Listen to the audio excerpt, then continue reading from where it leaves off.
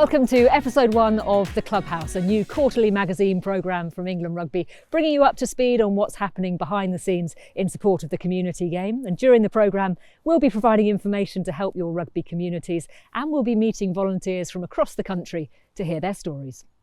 A big thanks to Aylesbury RFC here in Buckinghamshire for hosting us today. In a moment, we'll meet some of their club reps to find out more about the club. But for now, let's tell you what's coming up on today's show. This first episode is all about participation. We'll explore more around the challenges in the men's game this season, and we'll look at the exciting growth potential for the women and girls game, including how clubs can use the Rugby World Cup 2021 to attract new players. A bulletin board at the end of the show will cover other key areas that could help you, from social media tips to tackling energy costs. So here we are inside Aylesbury's fantastic clubhouse, and to kick off the new programme, I'm joined by Steve Granger, RFU Director of Rugby Development. He heads up all things community rugby at the RFU. And welcome, Steve. If you could just firstly give us a status update on where the game's at. Yeah, a few months now into the community game season. It was a tough start with a lot of unplayable pitches, but it's been great to see lots of rugby being played again in our clubs. We've got a great month coming up with the culmination of the Red Roses in the World Cup down in New Zealand, 4 autumn internationals at Twickenham, all of which should give some great inspiration, hopefully, to the community game. The impact of the pandemic is still being felt. It feels like the age grade game has rebooted well. It feels like the women's game is continuing to grow, but clearly still work to do there. And a big challenge, obviously, is what's now a clear decline in participation in the adult men's game. And tell us then what the RFU is doing to try to help get more players on pitches this season. So in the women's game, the focus is very much about recruitment and trying to bring more women in and boost those numbers. In the adult men's game, it's very much about return and retention. So trying to bring players back that haven't come back and making sure that we hold on to the ones that are there. And our big focus really is around a campaign, play together, stay together. So emphasising again the camaraderie and the friendship that rugby has both on and off the pitch, and reminding all players of that, and hopefully getting them back down to rugby clubs. And we know that clubs already have a lot of activity planned around play together, stay together. How can more clubs find out about what clubs are doing, and how can clubs tell us what they're doing, particularly around the Autumn Nation Series? Well, first of all, it's been great to hear and to see some of the inspirational stuff that the clubs are already doing. And we'd encourage other clubs really to model that and copy that and better that. And the best place to go for that is to the Grassroots social media Facebook group, where there are already over 500 clubs in membership of that group. And we're encouraging all clubs to put their content on there and tell us what they're doing, and indeed to win the chance of an England Rugby treatment, a full England Rugby treatment at one of their home matches. There's some great content already on there, including, of course, a Mike Tyndall versus James Haskell invitational match here at Aylesbury. And if you want to watch that match back, it is available on England Rugby's YouTube channel. And if you want to find out more about Play Together, Stay Together, there's a dedicated webpage on englandrugby.com. And of course, you can always just search social media under the hashtag Play Together, Stay Together. But also, Steve, actually, there's another initiative as well that we should talk about, which is Game On, to get the match completion rates up. Tell us a bit about that and why it was brought in. Well, the clue's in the name, really. It's all about getting the game on and getting the game played. And it's a series of really simple measures that says, if you can't field 15 players, or if your players aren't comfortable playing the full laws, here's some adaptations, and here's how you can play with less players. And it's all about whether we've got 10, 11, 12, 13, 14, 15 players playing with full or adapted laws, getting the game played is the most important thing. And this season there are new Game On options as well. They've been brought in just to appeal to front rowers in particular. But we know when it comes to the front row, you need an expert. So we've called in David Flatman to give us the lowdown. It's match day, and there's no better feeling than pulling on the old boots, sucking some of that deep heat smell down into your lungs and getting out on the pitch with your mates. But some weekends, you might be a few short of the full 15. But with Game On, that doesn't mean you have to cancel your match. You can still play a proper game of rugby because every game matters. Depending on the players you've got, there's a flexible range of options around the scrum, the line out, the duration of the match itself, even the size of the pitch. So you can still complete fixtures competitively.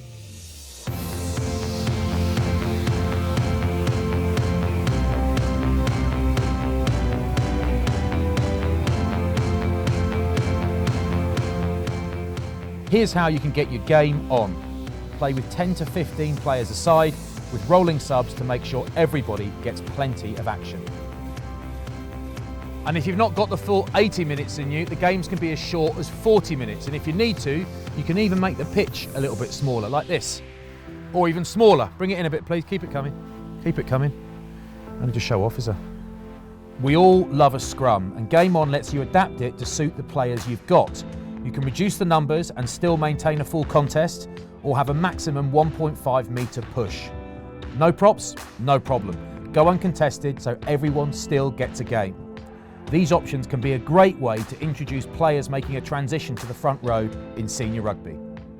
You can also adapt the line out by agreeing not to lift or even going uncontested. This bit's important, guys. You have to agree these changes with the opposition and let the ref know at least half an hour, that's 30 minutes, at least half an hour before kick-off. But above all, make sure you give everyone a fair and enjoyable game of rugby. Do you like this sort of game on option where just because there aren't 15 on each side, you get the game done anyway? Yeah, I think so. It tests the skills. I mean, I got to throw some long passes. There was a bit more space out there.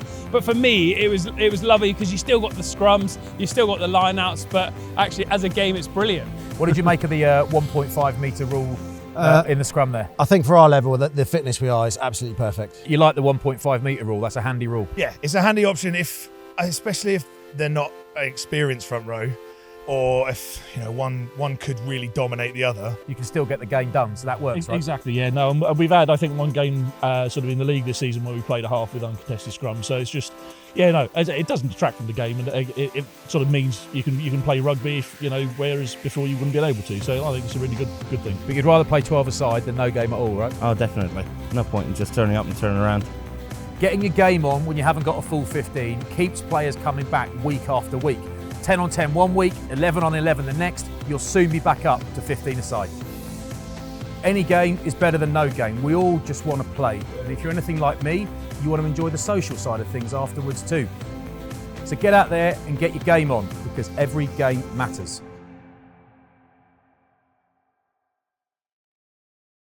And our newest guest to the Clubhouse is Aylesbury Chairman Paul Millam. Paul, thank you so much again for hosting us here today. No and tell us a bit more about the club. We've just seen some of your guys in that feature with Flats. Tell us more about Aylesbury RFC. So we're an amateur community rugby club with our men's team sitting at Regional 2, our women playing NC3.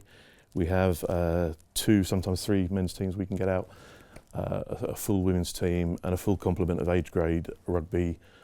From Colts down to tag under 7s, under 6s, on both boys and girls. And how are playing numbers here at Aylesbury since coming back from COVID? Yeah, we're in pretty good shape. We're in a better place than we were pre-COVID, pretty much across the board. We did lose a number of the senior players who would typically be our first team players. They found other things to do on a Saturday afternoon when they couldn't play rugby, and decided that was what they were going to stay doing. Interestingly, that meant that we've had to then feed up from our Colts and build the team back up that way. So we're actually back in pretty good shape now. Well, let's take a closer look at what you've been doing here just to keep players involved, and also at what you've been doing to maximise facilities.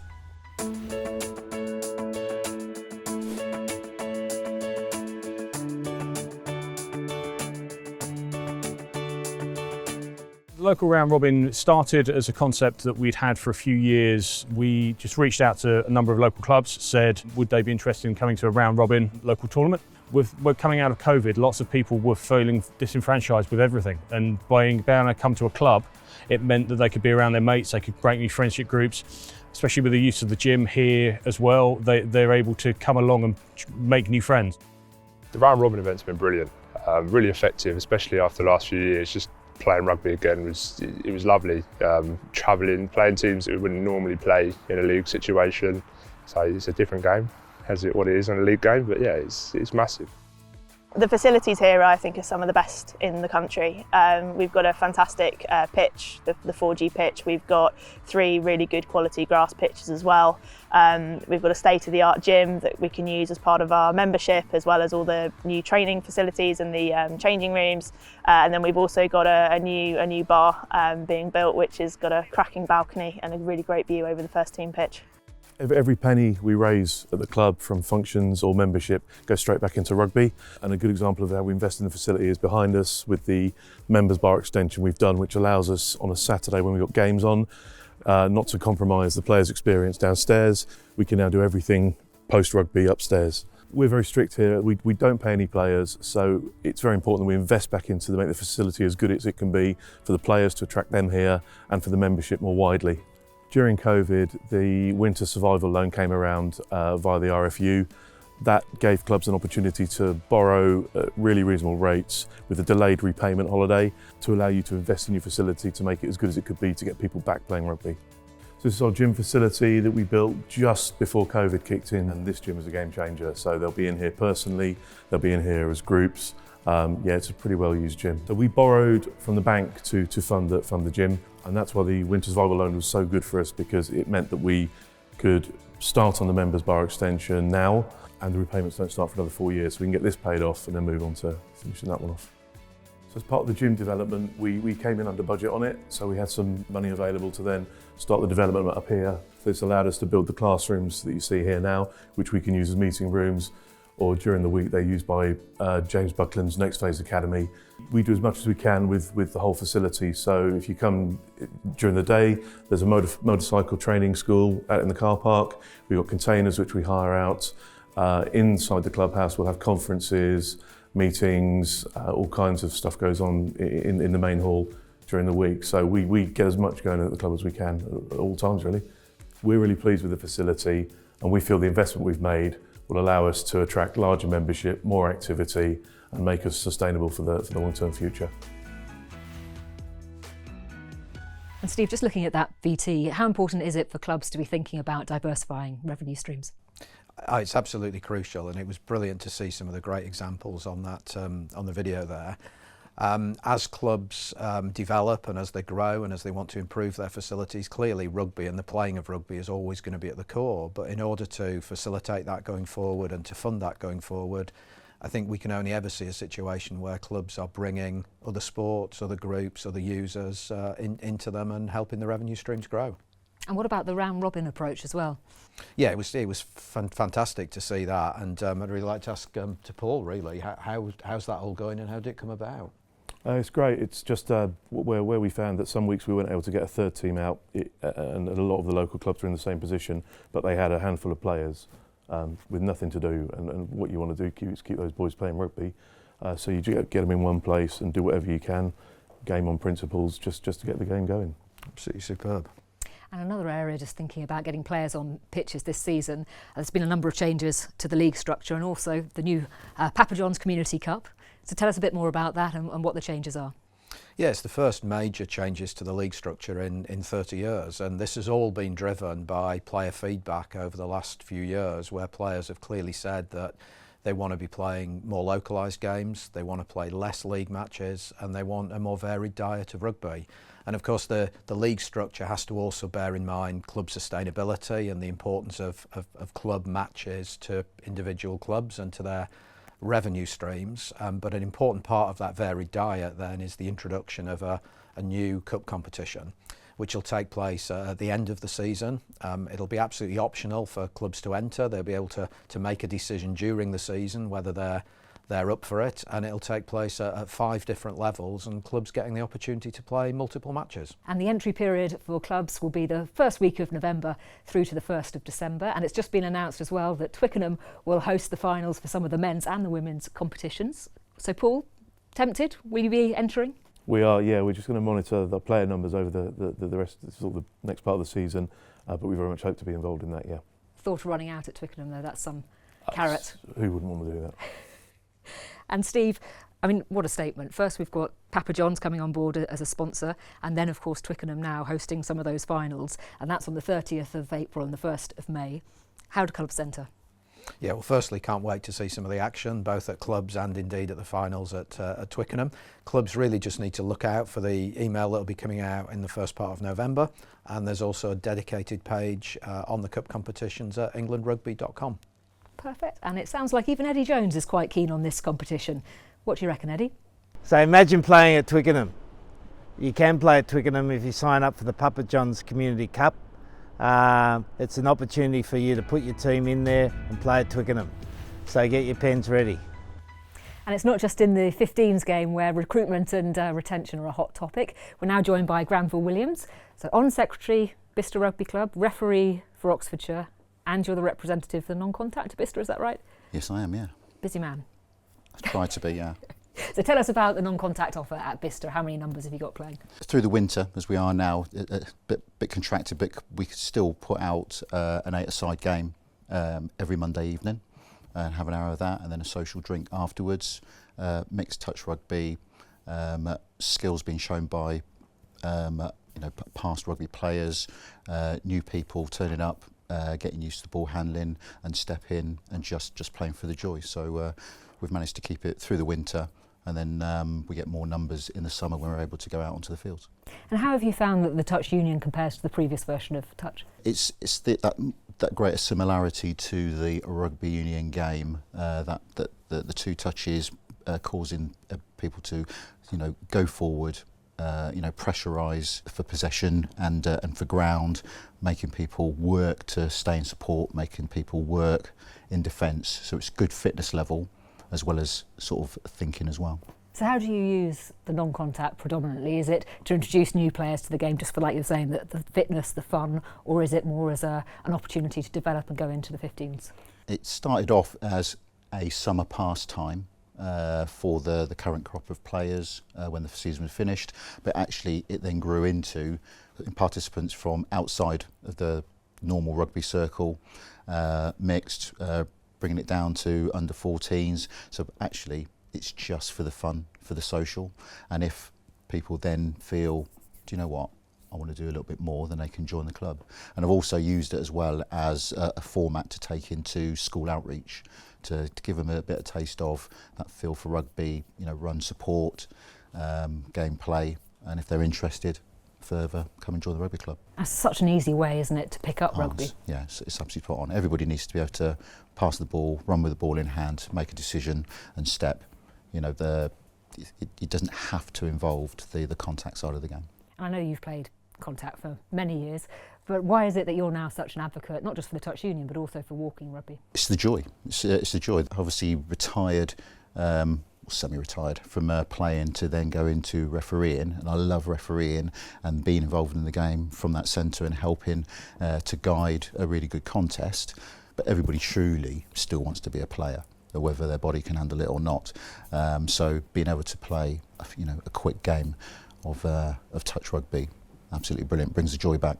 Just on walking rugby, I saw you, I think, making your debut recently. Maybe it wasn't your debut, but I saw you playing. It was, yeah, it was. Tell people who haven't taken part in walking rugby what it's like and why it's so much fun to play. No, it was an absolute revelation to me. I'd recently watched a walk-in football club and saw the joy and the happiness and the throng from that. I thought, well, we should try that. And then lo and behold, I had the opportunity to try it out at the Game Congress and absolutely loved it. I could see in the eyes of everybody that as soon as that whistle went, that they went straight into rugby player mode and they wanted to compete for that ball and they wanted to score those tries. And it was the same as playing touch rugby, but just dialing back the speed slightly, so long as you can stop the odd person that breaks into a run. So just as competitive, same in any format of rugby. Yeah, definitely. Well, thank you very much for joining us, Granville. Really appreciate your time, and good luck for the rest of the season with Bicester. And of course, if you want any more information about the Touch Union, or also just to organise your free equipment pack for any clubs that are going to run the non-contact offer, just contact the Touch Union at rfu.com.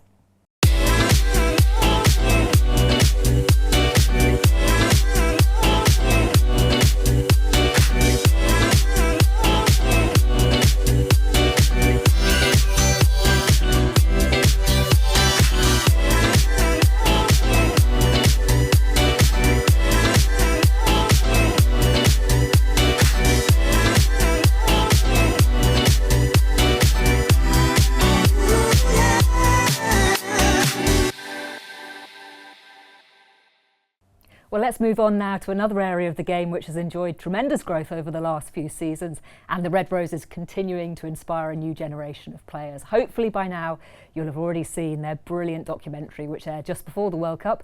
It's called Wear the Rose, an England Rugby Dream. We are the #1 team in the world. Every time we take the field, we want to be better. We set high standards for a reason because we know we can achieve them. We all want to bring that trophy home. For women's sport, it will be massive if we can achieve that. We can show young girls rugby. In a few years, this could be you training. Yeah. We've got to go to depths that we've never been to before. We are the Red Roses. We are as one.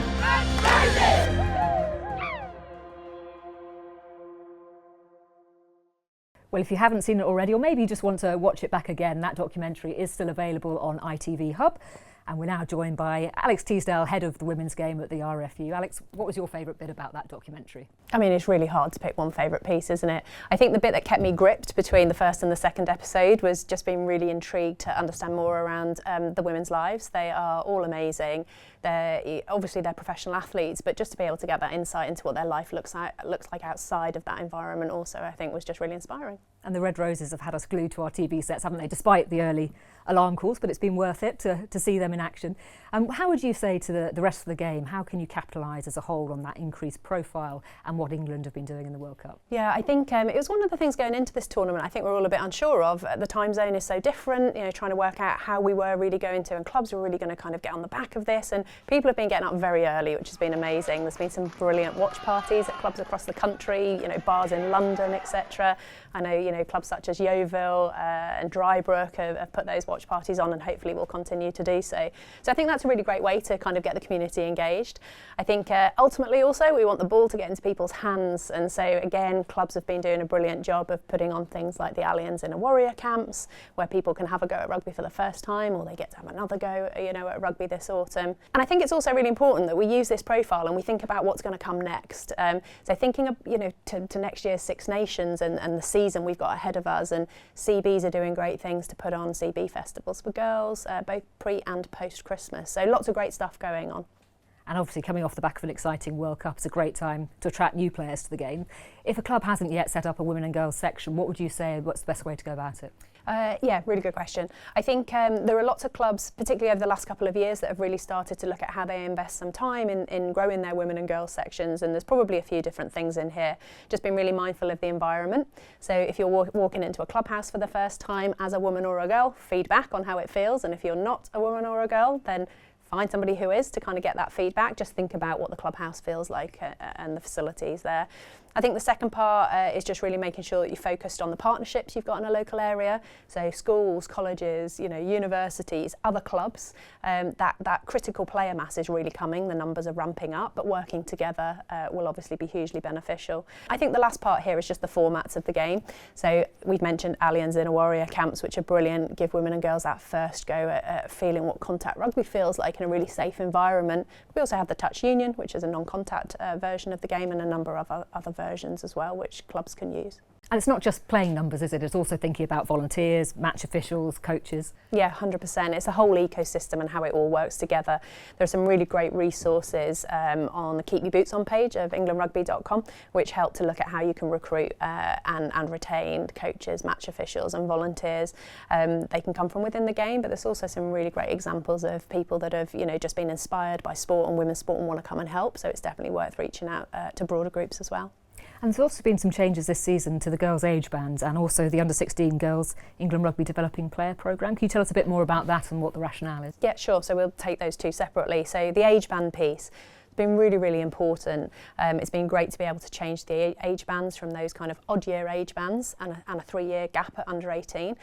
We've now got enough player density to make those even year age bands, and it's 2 years at the under 18 window, which is really important. And the game will continue to grow, and those groups will become denser in clubs as we move forwards. The under 12 age band, really, really important. We've got loads of girls, clubs doing a great job of getting girls under 11 playing rugby. This will be really critically important in transitioning them into that under 12 age band and into girls rugby. From a developing player programme point of view, that, yes, is obviously there to develop players, but also coaches as well. It's something that's existed obviously in the boys game for quite a long time. We're not saying that the women and girls game has to copy the men and boys game. It just needs parity of experience, and I think what this new DPP programme for girls will do is give them that parity of experience as they move forward through their pathway journey. So we've heard a lot about the game at a national level. Now we're delighted to have Sarah Stevens joining us from Aylesbury. Can you tell us a bit about the women and girls section here at the club? Yeah, I'd absolutely love to. The women and girls section has really grown over the last few years. With the introduction of the under-12s, we've now got 4 age groups in the girls section, and then the senior women's team was started here 4 seasons ago. So we were interrupted by COVID, but we've bounced back fantastically since then. There are 21 players running out this Sunday, which is, I think, a record for us. With a few that aren't available. So the section across the whole club is growing sort of year on year.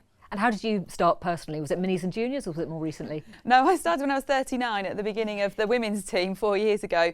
So my son started at under 6s, and he's just been mad about rugby his whole life. I was a bit less keen as a mom to begin with. It was a bit cold and a lot of standing around. But as he got older and sort of better and better, I got into watching rugby. And then when they said here there was going to be a ladies team, I was just thought, I'm there. I want to give it a go. And now I've been playing for 4 years, and my son's actually graduated to the senior men's first 15. So we are a mum and son senior first 15 players for the club combination, which I think is probably quite unusual. Fantastic. That must be a first, isn't it, here? I think so. I think definitely here. And in fact, I was chatting to some of the guys from county, and they were like, we've never heard of that even in the county setup. So yeah, really interesting. And what have you found are the most successful ways of welcoming new players to the club? So the Allianz Inner Warrior camps have been really successful. We've gained quite a few new players through that. We've also had sort of word of mouth, so where people have been able to bring a friend, a next door neighbour or a cousin or somebody. And then the social media, that's been really good. The club has a large sort of following on social media because of the number of members here. It gets spread far and wide. So we've had sort of lots of different ways of doing it. And then obviously it's been brilliant to see the girls come up through the ages and then join us in the senior ladies team, and they've brought a sort of fun and fresh approach as well, and they've really appreciated the environment that we've built in the ladies team, where we're really supportive of each other and sort of really supportive of them, and we've learnt loads from them because, you know, frankly some of them are better players than we are because they've been playing for so much longer. So together it's been a great sort of group. I don't really want to give up. I love it. And we've been talking about the World Cup. Have you got anything in mind specifically around using that as a hook to welcome all players? Yeah, so towards the end of the tournament we've got a home game, so we're hoping that we can have a sort of breakfast party, watch the game, get a bit of a buzz around that, and then people stay for our game afterwards, so we can encourage more members of the club to come and support the women's section as well. And Alex, obviously we've been focusing on this World Cup, but we're also going to be hosting the 2025 World Cup here in England. What opportunities are there to accelerate the growth of the game in that area? Yeah, I think aren't we in a unique position? We're watching a 2021 World Cup in 2022, and we've won the right to host a World Cup in 2025. There's an awful lot to be talking about and to be excited about. I think in terms of those opportunities, most people will be aware we have a strategy around the women and girls game called Every Rose. We launched that a couple of years ago, and it takes us through to 2027. And a really key part of that strategy was winning the right to host 2025. So we can unlock the legacy that will sit behind this tournament. We'll build that in the lead in and the lead out. So I think those opportunities are all there within that document and that strategy. It sounds a little dry, but clubs, CBs are living it, the game is living it and breathing it as we're kind of moving on at the moment. So participation has been our focus so far, but now it's time for a quick roundup of other key areas in the game. Referees are often the unsung heroes of the game. There are 37 referee societies across the country. Whether you're an experienced referee or a young match official just starting out, get in touch with your local society. There's always a warm welcome. Thank you to Grassroot's RFC for hosting the England training squad announcement last month, where Eddie Jones also shared tips with Green School for Boys and Grasshoppers Juniors.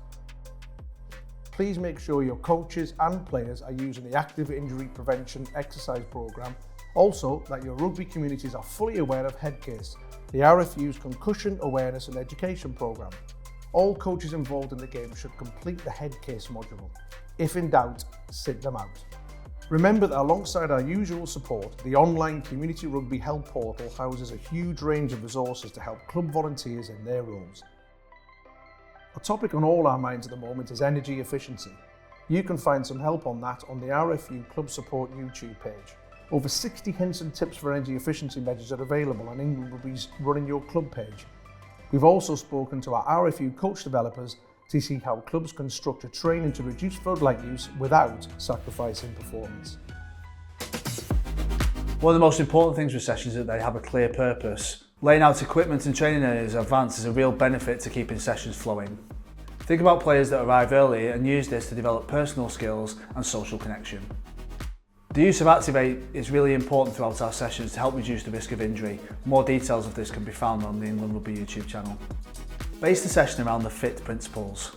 Frequency, how often are people doing the activity?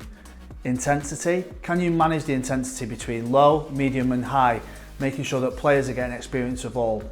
Type, what type of activity you're doing. If it's contact, can you vary the contact between full contact and reduced contact, maybe shoulder on, touch, or the use of tackle shields and tackle cylinders? And time, the amount of time that players are active within the practice. Keeping the tempo high throughout the session is really important to help keep players engaged. The use of game zones and skill zones is a proven way of keeping players active, providing them with both development and challenge, and is a great way to utilise all coaches. Coaches should ensure that players transition between sessions quickly. Try to avoid unnecessary huddles and stoppages. Instead, coaches should be constantly on the move, observing from different angles, having micro conversations, and to support players to recognise feedback generated within the session. Every club will have to make their own decision, but often during the winter months, playing numbers start to drop. Have you considered training once per week? It's a great way of keeping players enthused and fresh for the weekend's matches, and it's a great way to reduce the costs of powering floodlights and maintaining the player surface. If you do take this approach, you may want to consider a slightly longer pre-match warm-up to include some team preparation. 1, 2, 3, family!